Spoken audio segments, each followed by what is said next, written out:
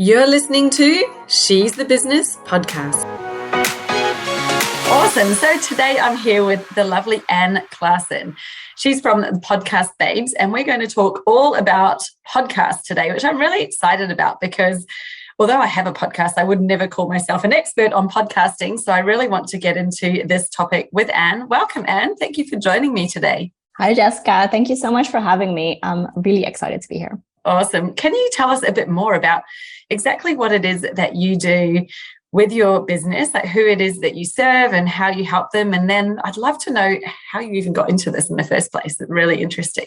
Yeah. Oh, it has been a journey. So first, I'll tell you what we do. So at the Podcast Babes, we help female podcasters with an important message to get that message out in the world. So it's mostly coaches, solopreneurs, business owners who want to get into more of like that thought leadership and be a thought leader in their industry. So that's who we help. And what we do is we do everything from the moment the podcast is recorded. So I didn't know this when I learned about podcast management and podcast production, but what usually happens is the podcast episode gets recorded, of course, but then after that, there's all these things that also need to happen, like audio editing. You have to write a description. It needs to go on the website. It needs to go on all the other places where it needs to go. Then you create promotion materials. All of that stuff is what we do for our clients. Oh, amazing. There is a lot. And I have to say that I never started off doing it all myself, because I think that was one thing that was holding me back from starting the podcast, was just, I didn't even know where to begin. So to be honest, when I started mine, I did hire somebody to help. And I kind of went, tell me what you need from me and I'll give it. And then they stuck everything else together and kind of really guided a lot of that. So it's been great for me, but I know that there's so many people who are kind of embarking on this journey, or maybe thinking about it and wanting to do it on their own. So I think that you're going to have so much to tell us and share with us today. It's exciting. So how did you actually get started in this business? What brought you into podcast management and, really, I guess, niching into that area? Yeah. So, well, I think, first of all, I've always loved podcasts.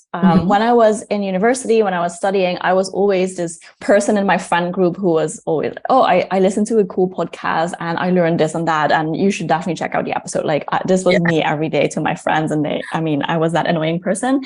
First of all, like that's good to keep in mind for the rest of my story. I started traveling after university because I decided that the career path that kind of my goal was, I was very close to getting the job that I wanted, the quote unquote dream job, when I decided I did not want to do it. I wanted to be a lawyer, an M&A lawyer to be specific, at a large firm in the Netherlands. I got the job lined up, got the degrees, and then I asked myself, do I really want to do this? Like, do I see myself do this every day? And the answer was actually a very clear no. But I've been working to this goal for years. So I was quite lost what the alternative was. So as a true millennial, I packed my bags and went backpacking in Southeast Asia to find myself, because I didn't know. I had no idea what I wanted to do with life, and especially my career. So on this journey, I learned about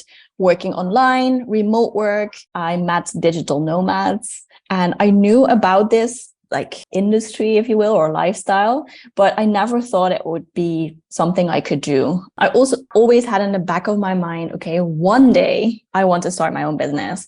But too young, I don't have experience, I had all these excuses for myself why I couldn't do it yet. So on this journey, I just met a lot of people. I talked to a lot of people. I learned so much about myself, what I'm good at, what I'm not good at, what I like, what I don't like, what's important to me. One thing that was really important to me was freedom, and also the opportunity to travel. So I thought, after about a year of traveling around and some odd jobs here and there to keep going, I decided, you know what, I'm just going to try. I will just start my business and see what happens. I don't have a career. I don't have an apartment. I don't have a partner. I don't have kids. So there is literally nothing to lose. Like, I might as well give it a shot and see what happens, because it's just me. And, worst case scenario, I'll go home. Get a job. Yes, exactly. Yeah. So I still didn't really have an idea of what exactly I wanted to do. So I heard about, or I read a blog post about a course to become a virtual assistant. And I looked into this course and I thought, okay, maybe this is a good idea to just like kind of see what's out there, what things I could be doing, get into online business, like get to know business owners. And I could also do it while I kept traveling. So I was like, okay, I think this is perfect. And honestly, also, it sounded like a way to also get some revenue in relatively fast, because I was traveling and, I didn't have anything. Yeah, definitely. So I did that. And one of the modules in this course was podcast management. So this is where I learned that this whole industry existed behind the podcasts that I would just listen to because I like them so much. And that really opened a whole new world for me. And I was sold immediately. I was like, this is it. This is it. This is the thing. Well, good on you for finding that so soon, because gosh, it took me a long time. Like, I think I did like you. Was, after the first year of university, I'm like, I want to go traveling. So I went traveling, didn't finish my degree. I was sort of, finding things. And I always wanted to start a business, but it took me 20 years before I actually went, right, this is the one, like the actual right one. I did dabble with a couple of smaller ones previously, but I think that's amazing to have done that journey so quickly. Now, tell me a bit about what you know about podcasting, because I think for me, even though they've been around forever, they're still relatively new in my world, as in I only started listening to them when I got into this online business space, probably 5.5 years ago, so almost 6 years ago now. And they obviously existed long, long, long before that. But what have you seen in terms of the podcast landscape? Like, are there a lot, how often are new podcasts coming out? How long do they stick around for? Like, what generally happens with a podcast? Like, are they something that people tend to start and stick with? Or are there a lot of ones that kind of start and then fizzle out? Oh, yeah. Well, definitely option 2 about what you just said. Definitely. What happened over the past few years, when I started in the podcasting industry 3 years ago, there were about like 1 million podcasts out there. Sounds like a lot, but they were not all active. And also, if you compare that to the amount of blogs or YouTube channels, it's nothing compared to that. So it sounds like a lot, but it wasn't a huge industry yet, but there was a lot of growth happening, which was also why I was very interested in it. Now, 3 years later, I think we already have like between 3 and 4 million podcasts in 3 years.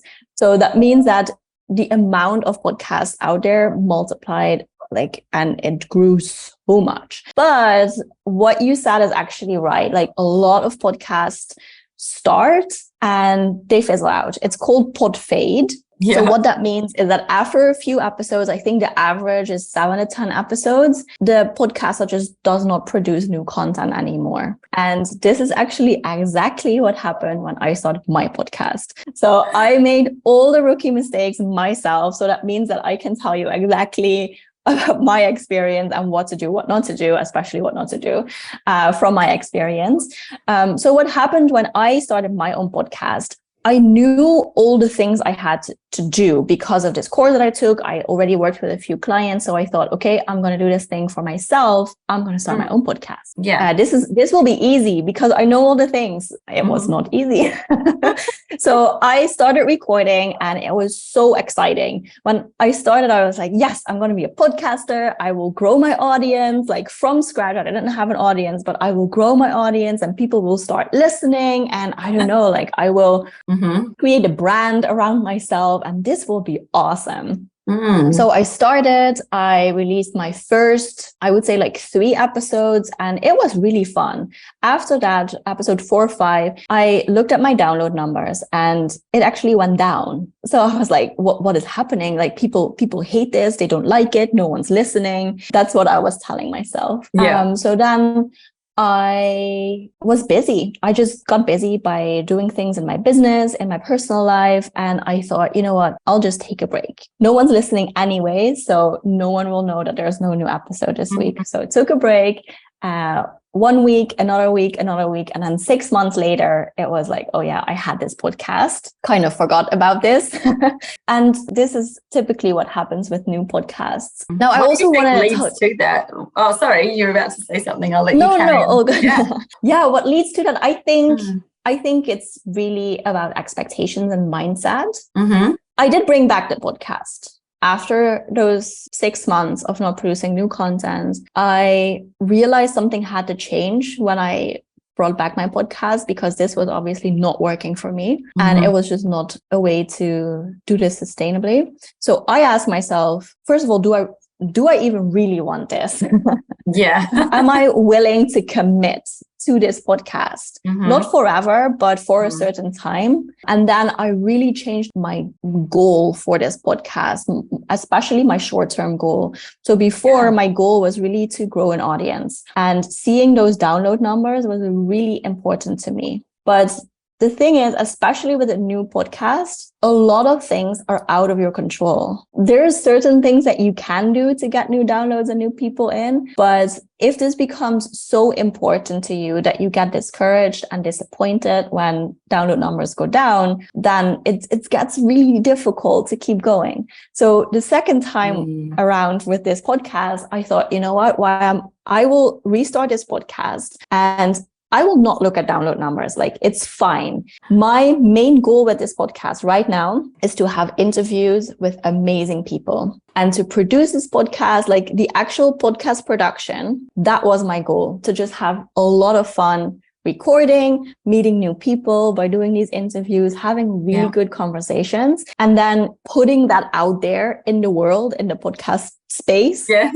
And then from that moment on, it's fine. Like, whatever happens, it's all good, because I reached my goal already. At the moment that this episode went live, my goal was reached. So that was the mindset that I started with. And I set kind of an ambitious goal also for the commitment that I wanted to have for my podcast. So I thought, I will wonder what happens when I do this weekly episodes for 1 year. Sounds like a little bit like I need to push myself for that. Like, it's not easy, but I think it would be a fun experiment. I actually reached that. Like, I did that 1 episode per week for a year. And sometimes it was uncomfortable, and I was like, my episodes go live on Monday morning. So sometimes on Sunday evening, I was editing this podcast a little bit angry at myself. Why am I doing this?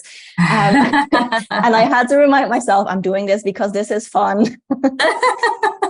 But that mindset shift made the biggest difference for me. So if you do start a podcast, learn from my experience and know that this is a possible situation that you can find yourself in. Yeah. So what would you say are the most important things to kind of consider? You mentioned committing to it. So obviously deciding this is something you really, really want and you're going to commit to it, because the podcast is probably about that consistency, and it will take some effort to put it together. What other factors do you think that somebody should think about and kind of, really get on board with before they start? Yeah, I think it comes back to those clear expectations. Well, on the one hand, what I just said, but also clear expectations of what goes into podcast production.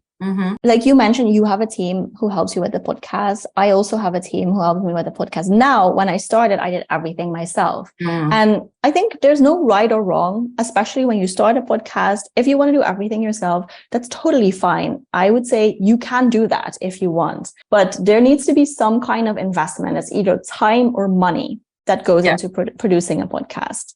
And depending on your situation, what makes most sense for you, you can choose. But I think it's very important to do your research before you start, so that you know how many hours per week will this thing cost me, or how much money will this thing cost me, or like what is this investment that I'm going to do, and is this realistic? When you don't have yeah. any time and you don't have the budget to produce this podcast, well, then you can start it, but you cannot keep going.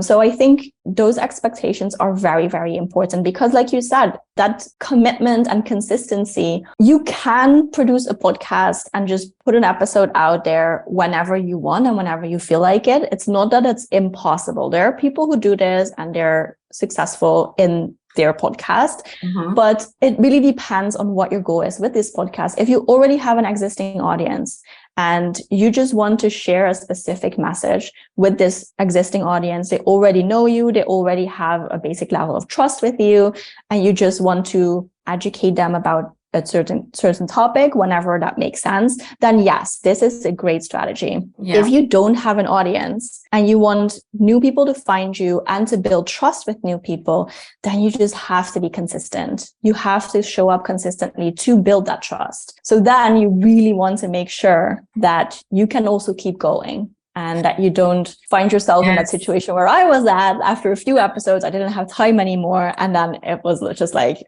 oh, well, like whatever. Yeah, I think that's such an important one. And like you say, there is no right or wrong way to do it, but it's probably choosing a consistency that works for you, that you're going to be able to keep up with. You know, I was like you, I actually committed to 2 episodes a week when I started, and I did that for a whole year. And yeah, that was intense. And earlier this year, it was my 100th episode. I made an announcement. I said, I've reached 100. I've done 100 in a year. And I've decided to drop it down to 1 episode a week.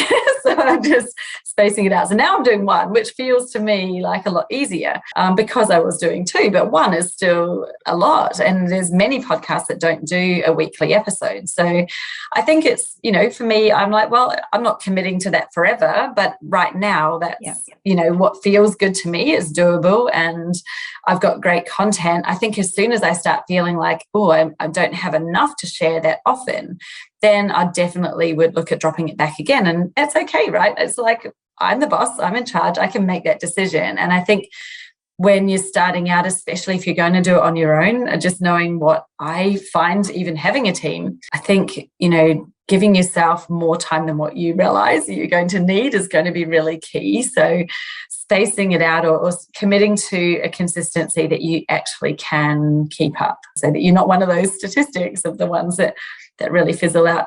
Those are some really great points. And I think that you're right as well about the purpose of it. What is the goal of the podcast? You know, what are you doing it for? And what is your expectation? Because yeah, like with anything we do in business, there's going to be ups and downs. You're going to have the weeks where there are less downloads. What does that actually mean? Or what are you making it mean? It doesn't even mean anything. And what are you doing it for? So I think often we've got this idea, or, you know, you might see people out there who have a podcast and they're really successful. So people are like, oh, I've got to just do what they're doing and then I'll have the same success. So doing a podcast, it doesn't necessarily mean that you're going to suddenly have all this business success. What is the actual purpose that you're doing it for? Because if you try it and you're not getting somewhere, then it can quickly become a burden and something that you're then not wanting to continue with, probably because it didn't meet those expectations. So I'd love to lead this into, what do you think are the success factors of a good podcast? Like, what makes a podcast really sticky, like, you know, something that somebody wants to come back and listen to, that you see the best podcasters out there doing? What do you say? There are top 3 things that make a podcast really great or successful? Oh, let's see. Sorry, I'm just throwing you in the deep end with my questions. No, it's a great question. It's absolutely a great question. So I think number 1 is having a value first approach. So this can look really different depending on what your podcast is about, who you speak to. But a value first approach to me just means that you make sure that in every single episode, you provide amazing value to your audience, and not just to like an audience, but to your specific ideal listener. Because just as much as we have an ideal client in business for a podcast, I think you should also have an ideal listener, a persona, one person you speak to on every episode. And I think that the value that you provide should not be, okay, well, it is valuable, but no, it should be very valuable, you know? We all I think our own that, stuff is valuable, right? yeah, It's like yeah. having that view. Well, is this valuable to them? Are they going to really find it valuable? Yes, exactly. Yes. And I think this should lead every decision you make about your podcast. So if you bring in sponsors, yes or no, what kind of sponsors, how often, like things like that, what you offer on your podcast, if you offer or if you sell your own services or products, do you go from 2 episodes a week to 1 episode a week? Or because maybe that is also a value decision, right? Maybe you can give more value if you only do 1 episode per week instead of 2, because it gives you more time. I think this is just the number one question you should ask yourself if you make your podcast successful. And then there are some things that you can do. Well, consistency, I think we already talked about that one. And another thing that I would like to add, maybe as the number 3 in this list, if you will, I think audio branding is also important. What I mean by that is like the music that you use in your episodes, the like audio quality, the microphone, the things that you say, like maybe you have a catchphrase, or maybe it's just your voice. I think your voice is also audio branding, but having all of that consistently makes it really easy for people to recognize your podcast. And that is what you want. With your podcast, you're also building a brand, and it's quite unique compared to other ways to build a brand, because people actually hear you. And some people, like, you can do video podcasts, of course, but a lot of people will still listen just to audio. So that's a little bit maybe a different perspective on branding than what you would usually have. But I think these things, thinking about your podcast branding, I think is important. Yeah, I love that one. I totally agree. And I think that the real exciting thing to me is the senses, right? So when we talk about branding, how many of the 5 senses are we actually touching our audience with? And traditional marketing, the things that we do traditionally, are often just visual, as in it's looking and you're reading. But when they're reading your content, they're not reading it in your voice, they're reading it in their own voice. And so it can take on a different meaning. It can apply different context sometimes. Whereas when they're actually listening to you and then also getting, so visual, audio, the more senses we can be touching, then the more powerful that connection is that we're making with the audience. So I love that you've mentioned that, because that's a really simple thing to think about, but it's something that no one would sit there and really take notice of unless they are into branding and really paying attention to it. But your listeners will subconsciously get that recognition from listening to you, from your style, like you said, the quality, the music, all of those little things join together to create that experience that they're having of your brand. And it can be so powerful. Like, they're not going to think, oh, I like the sound of that, so I'm going to, reach out, but they're going to enjoy it. So they're going to listen more. They might follow, they're going to, consume the content. So I love that. Now, you did mention in there about sponsorship. So I wanted to ask you on the topic of, monetizing your podcast. How much of a thing is this? How many people are doing it? Is it worthwhile? Is that a reason why, is that a strategy that some people have for the podcast? Because I'm keen to hear a bit about it. I don't currently do any monetization of my own one, but I know that some people do. And I've heard, obviously a lot of platforms allow you to insert ads at different places. And, I've heard podcasts with that happening. I'm just interested to hear from your point of view, let's lay it out. What are the pros and cons of it? What's the value of it? Why would you want to monetize your podcast, apart from the obvious of earning money? But yeah. What do you think? Yes. Okay. Let me start with that one. Why is it important to monetize a podcast? Because I do think it's important to monetize a podcast. Podcasting, it's expensive.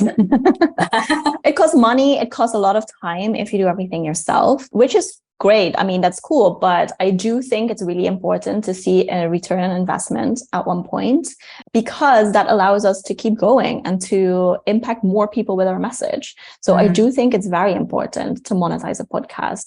Like, people spend hundreds of dollars every month to produce a podcast. And I mean, unless you're, I don't know, very rich, but otherwise there comes a point that you got to stop putting that much money into, what is it? I don't want to call it a hobby necessarily, but it's usually also not necessarily meant to be a charity. So then what do? I think monetizing a podcast, because you want to make sure that you can put in your time and effort into this like channel to spread your message. I do want to mention there are many ways to monetize a podcast. A lot of podcasters, first thing they think about is sponsorships. But there are a lot of ways to monetize a podcast, especially for business owners. I would say the main monetization strategy to consider is selling your own services or products. That is the most profitable way to monetize a podcast. I would also say the easiest way to monetize a podcast. If you already have your services or products, especially. Yeah, definitely. Well, I do that. I guess. Exactly.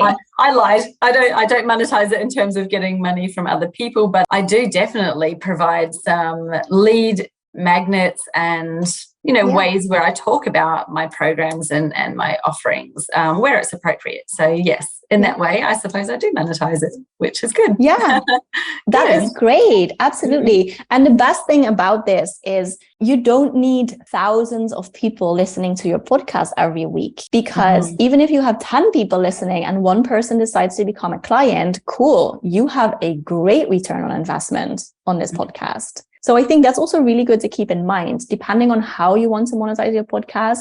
And I think that also makes it important to think about podcast monetization and what kind of strategy you can use to have a general idea when you start your podcast. Not saying sell in your first episode. That's not what I'm saying, but having an idea of what your monetization strategy would be and what your podcast would need to look like to make that happen.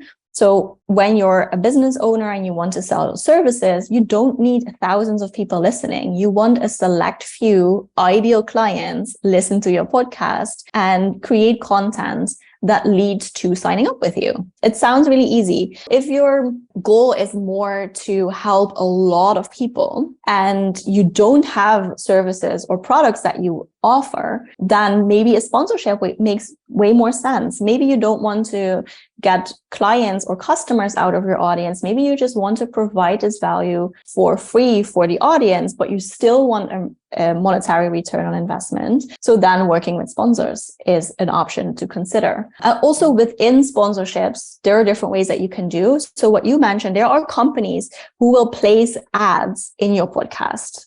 You just flip a switch and there's an ad in your podcast and you get paid depending on how many listens you have on that ad. But there's also the sponsorship model where you have a direct relationship with the brand that sponsors your podcast. If you don't, especially if you have a smaller niche audience, I highly recommend doing that instead of the more random ads. Because these ads, they don't necessarily have anything to do with the topic that you talk about, which is why it's very important how many people exactly listen. And these brands need the thousands and thousands of listens because it's just random people, right? The conversion rate would be so low on that, wouldn't it? Yeah. Yes, exactly. So it's like a TV ad. It's just, I don't know. It's just they're just paying for awareness. That's it. Yeah. If you have a direct relationship with a brand, usually this brand is very interested in your specific audience. So that's very valuable to them. That also means that you can charge a lot more money for this kind of sponsorship. And I also would argue that this is also better for your audience because it's generally a product that your audience might be interested in. It has something to do with them, right? That's why this brand wants to reach them. I'll give you an example. So my podcast, it's called Digital Nomad Stories, and I interview digital nomads about the lifestyle, about things like that.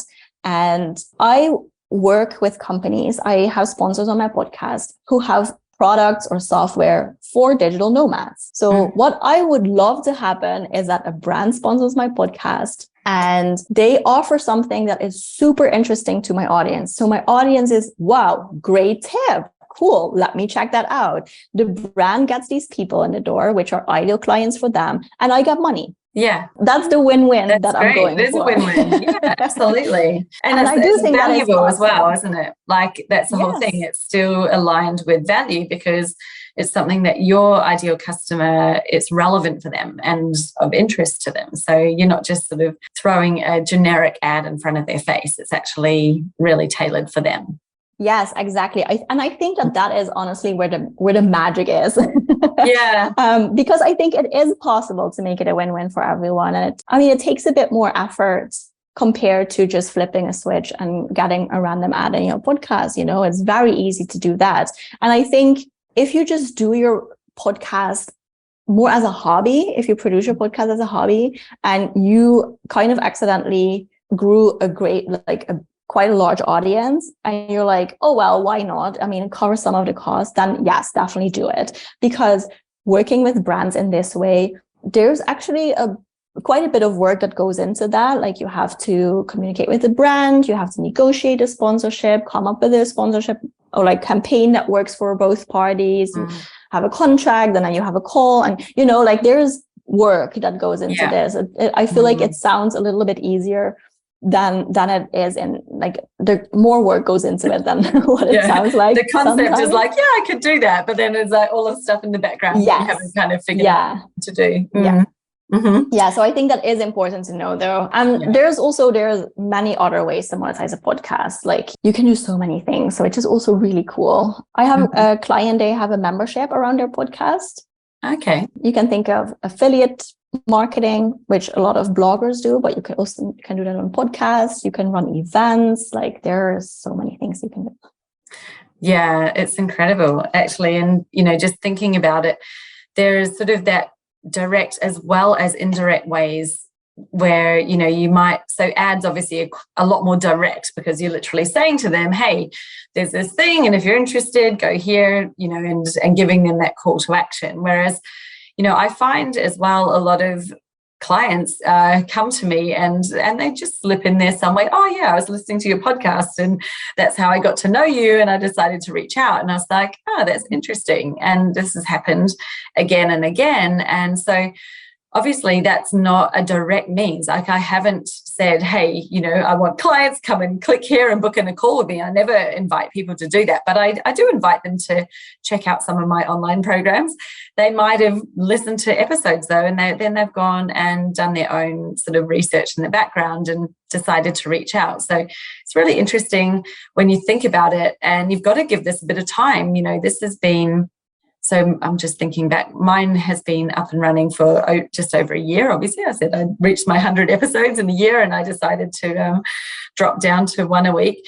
But it's, that's sort of taken a bit of time. I think you've got to give it time to really see, well, is this working? Does it work? And of course, we have goals with it. I'd be interested to hear from you. What are the key metrics that you think a podcaster should be looking at or tracking in order to, I guess, really get the feel for, is the podcast actually providing the value that you think it should for your business?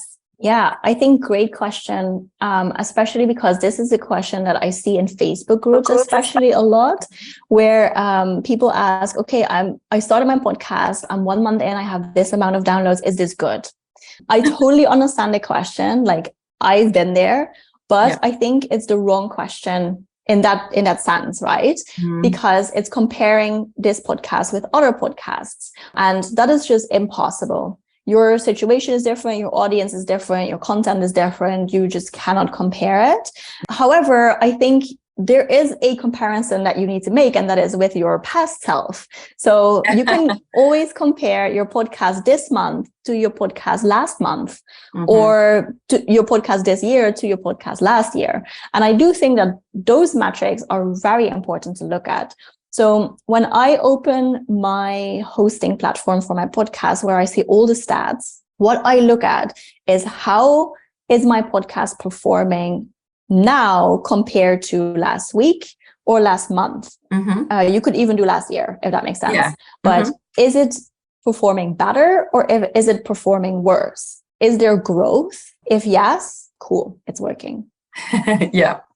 And so is downloads the key metric that you should be tracking? Is there anything else that you look at? What I also look at is if there's any outliers in the episodes. So I try to figure out what kind of content works well for my audience that I currently have. If there's an episode with definitely less downloads, like very obviously less downloads than other episodes or than the average, then that is a sign of something. So then I ask myself, did I do anything different here in terms of promotion? Maybe the guest didn't share it. That's possible.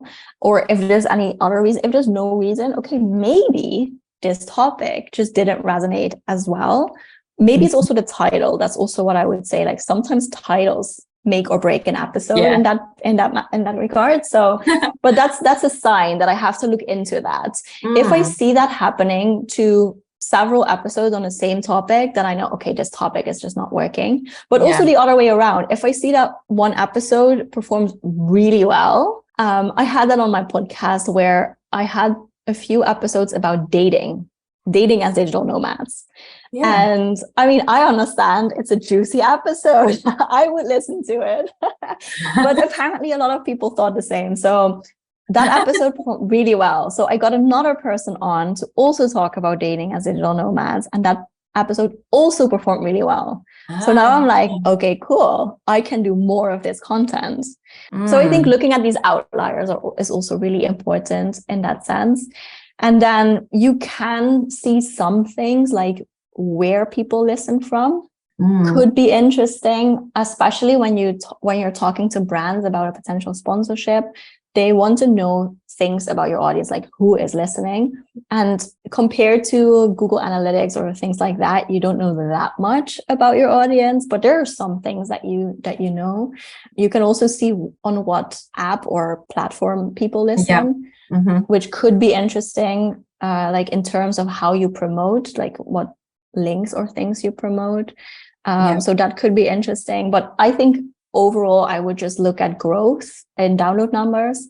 Usually I track month to month, but you can also see like year to year, and the outliers. I think those are the two key metrics. Yeah, awesome. So you look at sort of the overall podcast month to month, and then per episode as well, like what might be your highest or your lowest episodes in terms of the amount of downloads.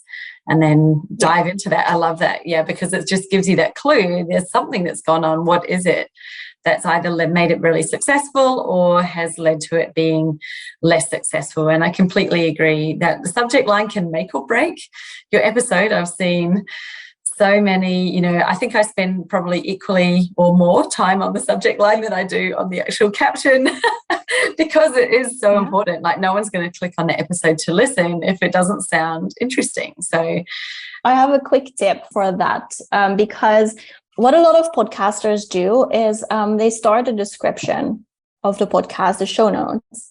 In this episode, we talk about, and then they go into it. So quick tip, if you already have a podcast or if you're serious about starting one, write this down.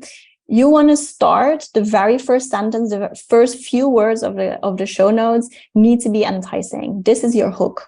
Because in Spotify and Apple Podcasts, people only see the title and like a few words of your description, and then it gets cut off and you have to click read more or click into it. So you really want to make sure that you don't waste any of the space that you have there. So just a quick tip for the podcasters out there. Totally. Because I think, I completely agree. And, that bit about in this episode, blah, blah, blah, where you're kind of breaking down the content, that can come after that. You really want to get their interest levels in with the hook, ask a question or hit them with something that's like a surprising fact or something like that really gets them to think, wow, I need to read more. I need to listen into this. It sounds really relevant. That's amazing. Thank you so much for those tips. Now, if people wanted to learn more, because I think we've covered a lot about podcasts in this episode, we've probably got everybody there going, oh, this sounds like exciting. Maybe you've been on the fence with the podcast for a while and you're thinking about it and you've got all motivated today. But where could people link up with you, learn more about it, really get into some of the content that you share? Because there's so much more that goes into it, of course. So how could they find you, Anne? Yeah, go to thepodcastbabes.com. You can find the Podcast Babes podcast, of course, where you can listen to episodes. We mostly talk about growing and monetizing podcasts. I also have a really fun little quiz on the website. It's new. I created it last month and I'm very, very excited about this one. So It's 9 questions. It's super quick, and it tells you which monetization strategy is right for you. So not just for your podcast, but also for you as a person with your lifestyle, doing what you do. So you can also find that one on the website. You can also find out more about our offers. If you're looking to outsource podcast management, you can also find out how to get in touch with us and what we offer exactly, a little bit more of the details there. Also, Excellent. links to our socials and everything. It's all on the website. So yeah. It's all on the website, thepodcastbabes.com. I will link that up in the show notes for you. And the quiz, it sounds like a really interesting one to do. Do you have a favorite social platform that you hang out on more than the others? Like if someone wanted to follow you on the socials, are you Instagram, are you Facebook, or are you something more funky? New age. I'm not funky. It's just Instagram, I'm afraid. Awesome. Instagram, yeah, that's my main platform as well. So, yeah. Great. And is that at the Podcast Babes as well? Is that yes, your at the Podcast to find Babes. you? Yes. Brilliant. Thank you so much. This has been really exciting. I loved the episode and I loved everything that you brought to it today. You've given me a lot to think about as well. So I appreciate your time. Thanks for joining us, Anne. Thank you so much for having me, Jessica. This was super fun. Yeah, absolutely. I'm going to have to check out your podcast because you might, I don't know, well, you probably don't know, but I'm heading off in a caravan for 8 months around Australia with the family. Wow. So literally my business is becoming fully remote, even though I already work online, but I'm going to be remote and nomadic. So awesome. It's a lot of fun. I'm going to, link up with you and get some tips on that whole nomadic life. Brilliant. Thank you. And I'll talk soon. Do you know something? There are so many people that are overcomplicating their marketing, which means that they're running on the marketing treadmill, pumping out so much content, but still not yielding those results, meaning there are no clients actually signing up. Like, what use is an audience if they're not an audience of buyers? What use is it creating great content to share if the people who are reading it have no desire to take that next step to actually working with you? Well, if any of those things are happening for you right now, then it's highly likely that you're simply missing a key in your marketing strategy. And those keys are really simple. There are just 5 of them. And it's about how you align them, put them together. That is the simplicity that makes everything work, just like clockwork, so that you have a consistent stream of what you would consider your dream clients, literally turning up in your inbox, ready to have a conversation, ready to sign up with you without you going out there to find them. So let's put an end to cold outreach. Let's put an end to searching for clients in Facebook groups. Let's put an end to just waiting around and relying on referrals to come through from other people. Because when you have that consistent stream of clients, then you're in the place of being able to choose. You've got an abundance of opportunity out there, and all we need to do is turn on the tap for your clients to find you. So I've created a brand new training, and it's called 5 Keys to Clients on Tap. So you can guess what it's about, can't you? Well, this 1-hour short training takes you through those 5 critical keys that you need to have in your business so that you do have clients on tap, and not just any old client, the ones that you most want to be working with, that are going to make you profitable, that are going to fulfill you, are going to make you feel like jumping out of bed every morning because you love your business so much. So you want in? All you need to do is head to jessicaosborne.com/TMF for the magnetic formula. So TMF, and get yourself into the next session that's running for this training. You honestly will not regret it. It is going to change your business, your life, if you've been experiencing any of those problems I mentioned before. Look forward to seeing you in there, and let's do this.